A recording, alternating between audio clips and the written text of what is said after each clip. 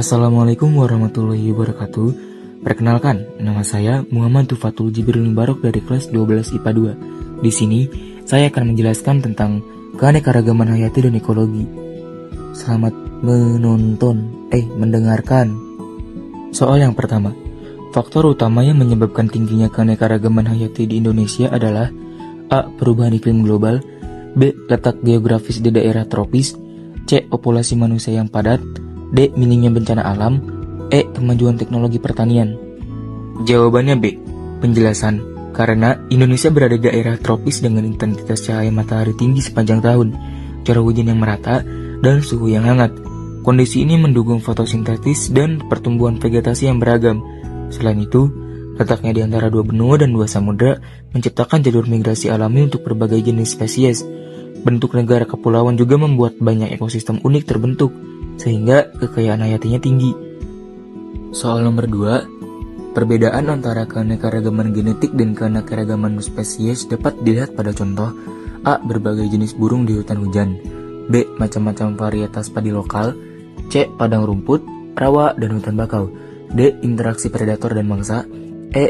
Jenis ikan di lautan. Jawaban yang tepat adalah B. Penjelasannya, keanekaragaman genetik adalah variasi sifat dalam satu spesies akibat perbedaan gen. Contoh, padi dengan varietas berbeda, seperti padi IR64, padi hitam, dan padi merah, masih termasuk spesies yang sama, tetapi memiliki perbedaan genetik yang mempengaruhi bentuk, rasa, atau ketahanannya terhadap hama. Sementara keanekaragaman spesies adalah perbedaan antara spesies yang berbeda sama sekali. Soal nomor 3. Keanekaragaman ekosistem di wilayah pantai dapat dilihat dari adanya A. Hanya satu jenis mangrove, B. Terumbu karang, padang lamun, dan hutan bakau, C. Padi, jagung, dan kedelai, D. Rawa air tawar saja, E. Gunung berapi di dekat pantai. Jawaban yang tepat adalah B. Penjelasannya, ekosistem pantai memiliki keanekaragaman tinggi karena memuat ekosistem laut dangkal seperti terumbu karang yang kaya spesies ikan, padang lamun sebagai habitat biota laut, dan hutan bakau yang melindungi daratan. Perbedaan kondisi fisik seperti salinitas, cahaya, dan substrat membuat tiap ekosistem memiliki spesies yang khas.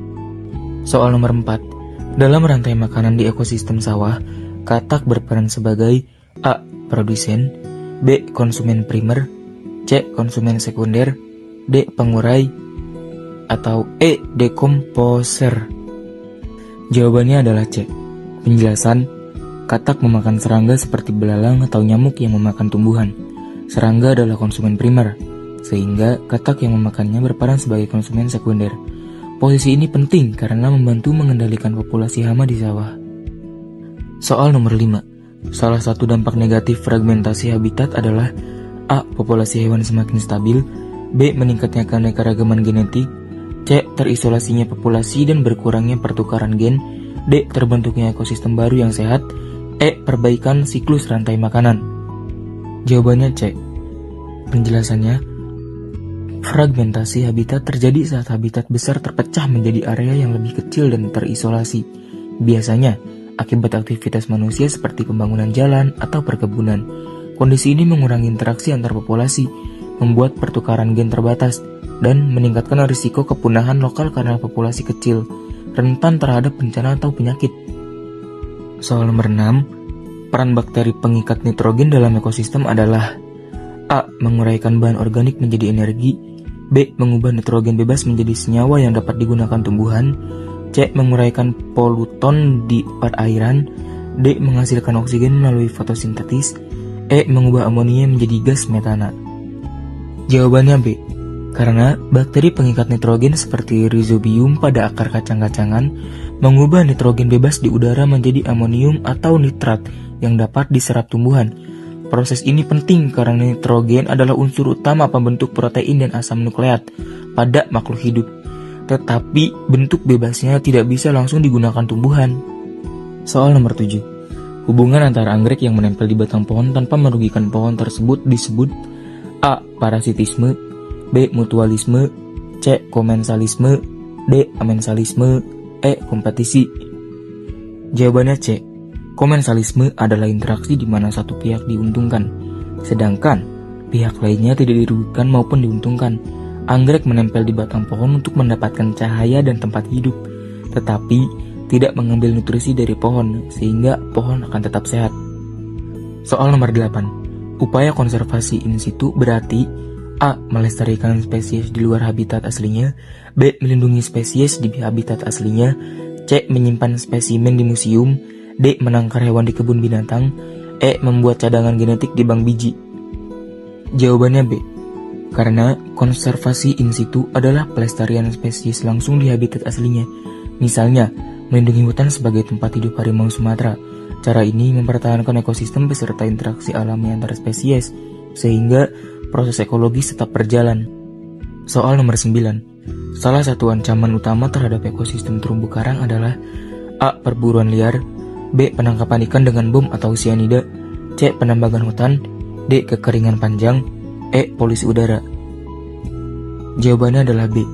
Karena penangkapan ikan dengan bahan peledak atau racun sianida merusak struktur terumbu karang dan membunuh banyak biota laut. Terumbu karang pulih sangat lambat, sehingga kerusakan ini berdampak jangka panjang pada keanekaragaman laut. Soal nomor 10. Konsep carrying capacity dalam ekologi merujuk pada A. Jumlah maksimum individu suatu spesies yang dapat hidup di lingkungan, B. Jumlah total populasi seluruh spesies di suatu ekosistem, C. Jumlah energi yang dihasilkan produsen, D. Jumlah predator yang dalam suatu ekosistem, E. Jumlah biomasa di tingkat trofik tertentu. Jawabannya A. Karena carrying capacity atau daya dukung adalah batas maksimum jumlah individu suatu spesies yang dapat hidup dalam suatu habitat tanpa merusak sumber daya alam yang ada.